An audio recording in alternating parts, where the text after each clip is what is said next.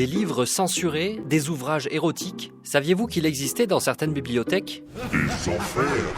Non, pas comme ça. L'enfer, c'est un département d'une bibliothèque où, historiquement, on conserve des écrits soit contraires à l'orthodoxie politique ou religieuse, soit contraires aux bonnes mœurs. Le principe a été établi par le Vatican via ce document en 1559. C'est l'époque où, avec l'émergence de l'imprimerie, les ouvrages, dont ceux jugés hérétiques, circulent plus vite. À Paris, il reste encore un enfer actif, ici, à la Bibliothèque nationale de France, la BNF. Pas de cerbère ni de flammes, les livres de l'enfer se trouvent là. On n'a pas pu filmer à l'intérieur pour des raisons de sécurité et on nous a donné rendez-vous dans une salle hyper classe où on a rencontré Jean-Marc Chatelain, directeur de la réserve des livres rares où se trouve l'enfer. Aujourd'hui, dans l'enfer, nous essayons de recueillir notamment tous les grands classiques de la littérature libertine. Il y en a presque chaque année quelques-uns qui rentrent, mais c'est assez peu.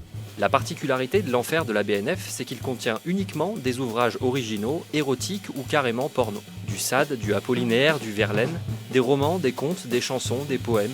On trouve par exemple ce livre de Louis Aragon qui contient des fragments supprimés de son roman La Défense de l'infini, agrémenté d'une reliure plutôt ambiguë. Enfin, une ambiguïté qui est une équivoque qui est facile à lever comme vous pouvez le voir. On trouve aussi des exemplaires de cette revue Underground qui s'intitule de manière explicite Suck, avec aussi une esthétique pop. On est vraiment dans le discours de la fin des années 60, qui au fond requalifie cette pornographie comme une contestation de l'ordre établi.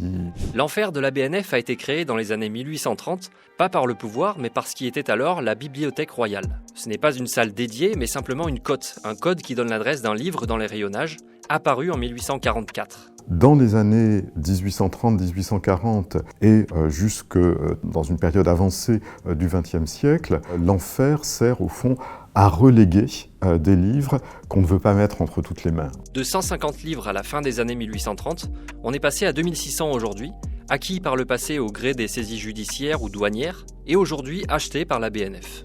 Les plus anciens ouvrages circulaient sous le manteau, avec souvent des dates et lieux de publication fictifs. En 1969, ça ne s'invente pas, on décide de fermer l'enfer. Alors, fermer l'enfer, comme si on avait dans la bibliothèque un paradis, un purgatoire et un enfer. Donc ça, c'est en 1969, donc on voit très très bien quel est le contexte de libéralisation des mœurs. Le département est conservé, mais on cesse de l'alimenter, jusqu'à sa réouverture en 1983. En le débarrassant, en revanche, de sa connotation de jugement moral, pour en faire simplement une sorte de définition d'un champ thématique de la littérature. Là, c'est un des grands classiques de la littérature libertine du XVIIIe siècle, qui est Margot la Ravaudeuse. Fun fact, ce livre a été retiré d'une vente publique en 1774 et il appartenait à la collection d'un commissaire de police qui avait pu se le procurer lors d'une saisie policière.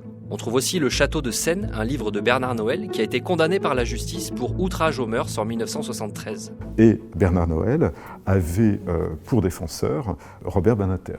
Désormais, l'enfer de la BNF sert simplement à répertorier les ouvrages érotiques et n'a pas vocation à les retirer du regard des curieux, mais à les mettre à disposition des chercheurs. On peut consulter très librement des livres de l'enfer. La seule chose qu'on demande, c'est de justifier d'une recherche. Une recherche qui peut être de type universitaire, mais une recherche qui peut être aussi de curiosité personnelle. Alors si vous êtes épris de curiosité personnelle, vous pourrez peut-être découvrir ce qui se cache derrière tous les floutages nécessaires à la publication de cette vidéo.